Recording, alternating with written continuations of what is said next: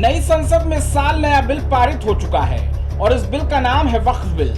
वक्फ bill के पास होते ही चुनावी राज्यों में बड़ी उठापटक की स्थिति है, क्योंकि वक्फ बिल सीधे एक विशेष वर्ग को टारगेट करता दिखाई दे रहा है। इस अकेले एक बिल ने चुनावी राज्य में पशुपेश की स्थिति बना दी है। दरअसल इस साल के अंत में बिहार में चुनाव होने हैं। ऐसे में विशेष वर्ग की राजनीति करने वाले दलों के लिए अचरज जैसा माहौल है।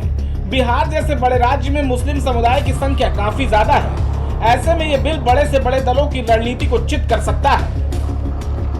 बिहार में अगर मुस्लिम भागीदारी की बात करें तो बिहार में मुस्लिम आबादी लगभग 17.70% है। जाति आधारित सर्वेक्षण में ये आंकड़े सामने आए थे। वहीं बिहार में अगर मुस्लिमों की कुल संख्या की बात करी जाए तो 2,31,49,925 लगभग मानी जाती है। वहीं राज्य में अगर हिंदुओं की संख्या देखी जाए तो 81.99% अनुमानित मानी जाती है। बिहार में देखा जाए तो मुस्लिमों की बड़ी तादाद है और ये मुस्लिम समुदाय किसी भी पार्टी का समीकरण ध्वस्त कर सकता है। अक्टूबर-नवंबर में राज्य के करीब 13 करोड़ लोग एक बार फिर अगले 5 सालों के लिए नई सरकार को चुनने वाले हैं। 243 सीटों पर होने वाले विधानसभा चुनाव के लिए सियासी दांवपेच जारी है। राज्य की 3 प्रमुख पार्टियां बीजेपी, जेडीयू और आरजेडी पहले ही उतर चुकी हैं, जबकि कांग्रेस एक बार फिर अपना वजूद बचाने की कोशिश में है। इन सब के बीच इस बार सबसे ज्यादा दिलचस्प लड़ाई सीमांचल में नजर आ रही है, जहां सबकी नजरें मुस्लिम वोटरों पर हैं। राज्य में सरकार बनाने की तमाम संभावनाओं में सीमांचल की ये 24 सीटें बेहद अहम मानी जाती हैं और यहीं से तय होता है कि बिहार की गद्दी पर कौन बैठेगा। बिहार में सीमांचल में आने वाले जिले किशनगंज, अररिया, कटिहार और पूर्णिया में मुस्लिम बहुतायत है। यही वजह है कि तमाम पार्टियों ने चुनावी अभियान का आगाज यहीं से किया है। कन्हैया कुमार भी आजकल सीमांचल की गलियों में नजर आ रहे हैं। बिहार के अगर सीमांचल में बात करी जाए तो किशनगंज में लगभग 67.98%, वहीं अररिया में लगभग 43%, पूर्णिया में 23.3%, कटिहार में 22.21%। सीमांचल के इन 4 जिलों में 24 विधानसभा सीटें आती हैं। ऐसे में पार्टियां सबसे ज्यादा जोर इन्हीं सीटों पर लगाती देखी जा रही हैं। और नीतीश जी के साथ खास करके वही समाज, तो उनके वोटर मुझे नहीं लगता बिगड़ने वाले हैं। जानकारी ये जरूर मिल रही है कि उनके पार्टी के 5-6 सदस्यों ने इस्तीफा दे दिया है, लेकिन वो नेता निश्चित रूप से वैसे ही होंगे जिनके हितों को नुकसान पहुंच रहा होगा इससे। तो हमें इस बात को समझना जरूरी है कि वस्तुतः यह बिल जो है उस ढंग से मुस्लिम समाज के लिए नुकसान पहुंचाने वाला साबित नहीं होगा। आने वाले दिनों में जब इसके कुछ लाभ, जैसे मुस्लिम महिलाओं के लिए, बेवा महिलाओं के लिए, जो गरीब हैं उनके लिए, जब उन तक कुछ लाभ पहुंचने लगेगा इन संपत्तियों का ना, तो उनको समझ में आएगा कि सरकार ने जो किया है वो कितना बेहतर काम किया है। बिहार की लड़ाई इस बार काफी दिलचस्प होने वाली है। खासकर वक्फ बिल के बाद ये देखना दिलचस्प होगा कि इस बार यहाँ के मुसलमान किसको अपना रहनुमा चुनते हैं। वैसे तो सीमांचल हमेशा से एनडीए बनाम महागठबंधन की लड़ाई की पटकथा लिखता है, लेकिन पिछले चुनाव में एक पार्टी ने सभी को चौंका दिया था। इस बार यहाँ चुनौती 3 डायमेंशनल हो चुकी है। इलाके की मुस्लिम बहुल आबादी पर हर पार्टी नजरें गड़ाए हुए है और वोटरों को अपने पाले में लाने की कोशिश में जुटी है। पहले इस इलाके में मुख्य तौर पर 2 ध्रुव थे, एक एनडीए यानी जेडीयू प्लस बीजेपी और दूसरा महागठबंधन यानी RJD plus Congress plus left. लेकिन जिस तरह से बीते चुनाव में एआईएमआईएम ने इस इलाके में महागठबंधन को चौंका दिया था, जिससे बीजेपी को फायदा मिला था, उसी तरह इस बार सीमांचल में एक नई ताकत का उभार हुआ है, जिसका नाम है पप्पू यादव। बीते साल हुए लोकसभा चुनाव में पप्पू यादव ने सीमांचल के अंदर अपनी ताकत का एहसास पटना में बैठे नेताओं को भी करवा दिया था। जब उन्हें लाख कोशिशों के बावजूद भी आरजेडी सुप्रीमो लालू यादव की वजह से कांग्रेस पार्टी से टिकट नहीं मिला था, तो वो निर्दलीय ही चुनावी मैदान में उतर गए।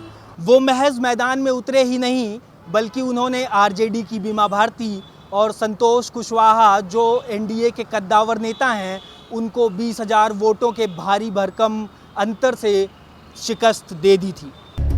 सीमांचल की पिछली लड़ाई की बात की जाए तो पिछली बार भारतीय जनता पार्टी को 6, ऑल इंडिया मजलिस इत्तेहादुल मुस्लिमीन को 5, कांग्रेस को 4, जनता दल को 4, राष्ट्रीय जनता दल यानी आरजेडी को 3, भारतीय कम्युनिस्ट पार्टी सीपीआई को 1 सीट मिली थी। भाजपा हर हाल में इस बार बिहार में बड़ा खेल करने की फिराक में है, इसलिए उसकी तैयारी भी अभी से सटीक और मुस्तैद नजर आ रही है। यही कारण है कि भाजपा के चाणक्य ने बिहार में डंका बजाने की जिम्मेदारी अपने कंधों पर ले ली है। सीमांचल की अहमियत को समझते हुए शाह ने अपनी चुनावी हुंकार यहीं से भरी थी। शाह ने इस रैली में लोगों से बीजेपी को पूर्ण बहुमत देने की मांग की थी।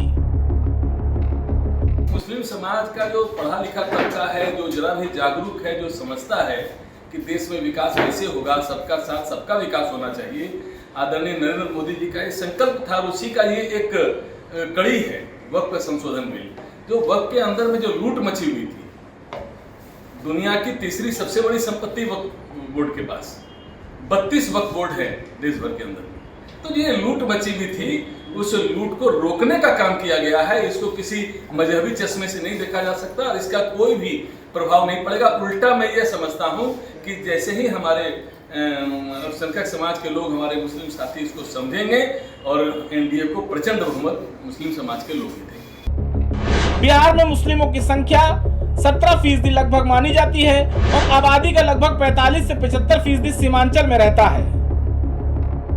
सीमांचल को यूं तो बिहार का सबसे गरीब और पिछड़ा इलाका कहा जाता है, लेकिन इस इलाके में मुस्लिम बहुतायत में हैं और यही वजह है कि यह इलाका वोटों के फसल की लिहाज से कई पार्टियों के लिए एक फर्टिलाइज़र से कम नहीं है। और इसकी वजह है कटिहार, अररिया, पूर्णिया और किशनगंज की वो 24 विधानसभा सीटें जिसमें मुस्लिम मतदाता निर्णायक भूमिका में रहते हैं। सीमांचल के वोटों का मौजूदा गणित बताने से पहले आपको इस इलाके के बारे में थोड़ी जानकारी देते हैं। बिहार की औसत गरीबी दर जहां 33.74% है, वहीं सिर्फ सीमांचल के 4 जिलों किशनगंज, अररिया, कटिहार और पूर्णिया में गरीबी दर का आंकड़ा 65% के करीब है। शिक्षा के मामले में भी ये राज्य का सबसे पिछड़ा इलाका माना जाता है। साल 2011 की जनगणना के मुताबिक बिहार की साक्षरता दर लगभग 61.8% मानी गई थी। वहीं पूर्णिया में अगर बात करी जाए तो लगभग 51.08%, कटिहार की बात करी जाए तो लगभग 52.24%, अररिया की बात करी जाए तो 53.53% और किशनगंज की बात की जाए तो 57.04%, जो बिहार में सबसे कम है। अत्यधिक आबादी, शिक्षा का बुनियादी कमजोर ढांचा, गरीबी, अशिक्षा और आर्थिक पिछड़ापन, बाढ़ और प्राकृतिक आपदाएं कुछ ऐसी वजह हैं जिस कारण यहाँ के लोग आजादी के अमृतकाल के इस दौर में भी सामान्य जिंदगी जीने के लिए संघर्ष करते आपको सड़कों और गलियों और खेतों में दिख जाएंगे। बिहार में चुनावी बिसात बीत चुकी है। सभी दलों ने अपने कील कांटे दुरुस्त करने शुरू कर दिए हैं। प्रदेश में बड़े खेल की फिराक में दिख रही भाजपा के हर बड़े नेता का बिहार में दौरा होना भी शुरू हो गया है। इस बार बिहार में बीजेपी के लिए केवल तेजस्वी यादव ही नहीं, बल्कि एक और नेता है जो उनके लिए बड़ी मुसीबत बनकर सामने आ चुके हैं और उस नेता का नाम है पप्पू यादव।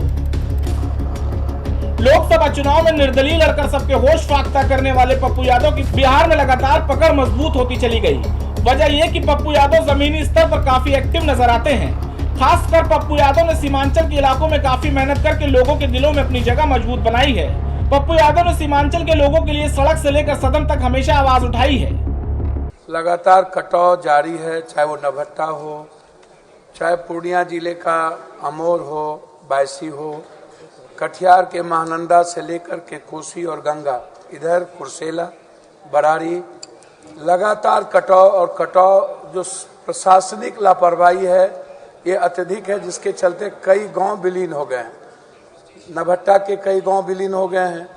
मैं लगातार संपर्क में होने के बावजूद भी कोई काम नहीं हो पा रहा। मेरा आग्रह है कि एक डिमांड लगातार जो उठ रहा है, सबसे ज्यादा गाद को निकालने की, गाद के साथ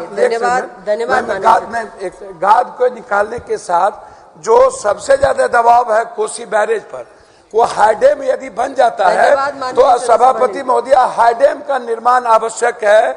उस कोसी सीमांचल मिथिलांचल के लिए मैं सरकार से मांग करता हूं कि हाईडैम बनाने की निर्माण की योजना शीघ्र लागू करे।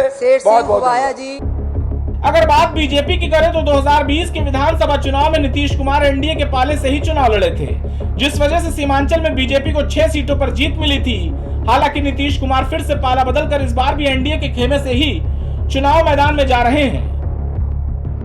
लेकिन वक्फ बिल को लेकर जो नाराजगी बिहार के मुस्लिमों में बीते दिनों दिखी है, उससे जेडीयू को सीमांचल में झटका लग सकता है। बीते दिनों कई मुस्लिम संगठनों ने वक्फ बिल पर मोदी सरकार का साथ देने के लिए नीतीश के इफ्तार पार्टी में जाने से इनकार कर दिया था। वक्फ बिल भले ही संसद में सरकार के मुताबिक पास हो चुका है, लेकिन वक्फ को लेकर सदन के बाहर संग्राम होता दिखाई दे रहा है। वक्फ की आहट होते ही बिहार में मुस्लिमों ने नीतीश के खिलाफ गोलबंदी शुरू कर दी है। नीतीश के खिलाफ तमाम मुस्लिम संगठनों ने मोर्चा खोल रखा है, लेकिन अब इसका असर उनकी पार्टी तक पहुंचता दिखाई दे रहा है। जेडीयू के कई मुस्लिम सदस्य पार्टी से इस्तीफे की बौछार करते देखे जा रहे हैं। वहीं इस मामले पर जेडीयू का अलग स्टैंड नजर आ रहा है। वक्फ बोर्ड अधिनियम को सबसे पहले